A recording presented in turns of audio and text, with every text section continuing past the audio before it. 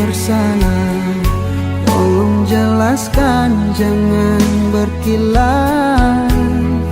Aku siap untuk